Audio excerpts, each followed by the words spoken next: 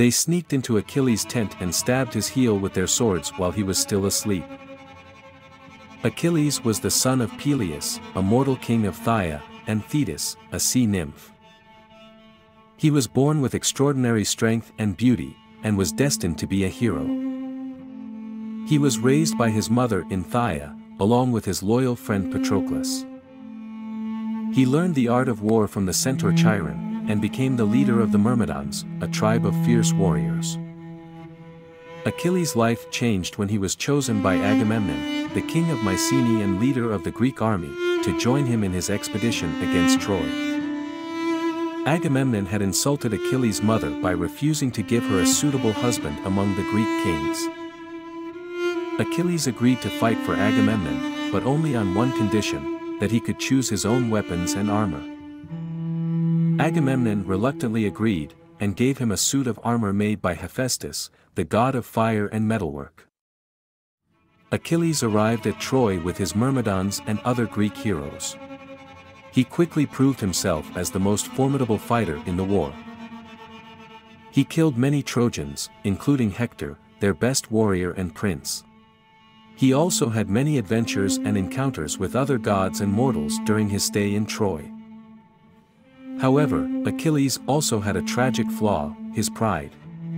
He was so confident in his own abilities that he refused to accept any help or advice from anyone else.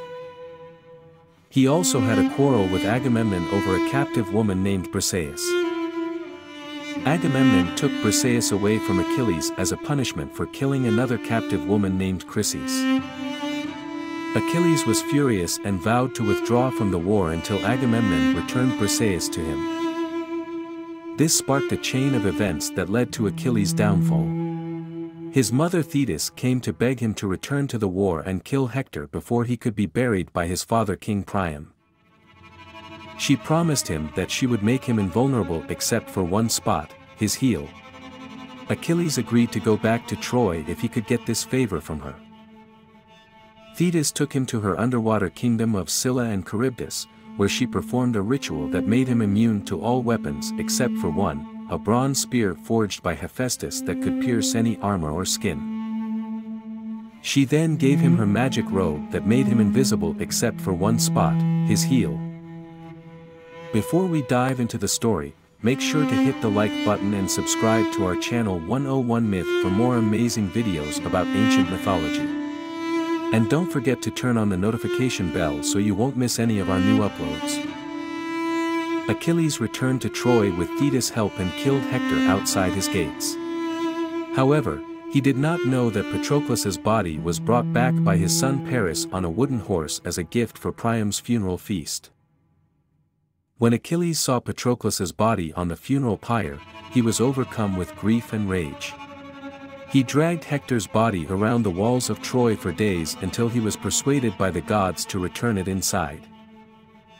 The next day, while Achilles was sleeping in his tent, Paris came out with Diomedes, another Greek hero who had been wounded by Hector earlier in the war. They sneaked into Achilles' tent and stabbed him in the heel with their swords while he was still asleep. This wound proved fatal for Achilles.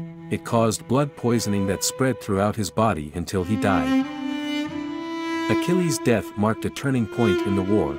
It inspired other Greek heroes to fight harder against Troy until they finally sacked it after 10 years of siege.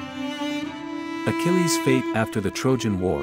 After the Trojan War, Achilles' soul was said to have gone to the Elysian Fields, a paradise reserved for the souls of heroes.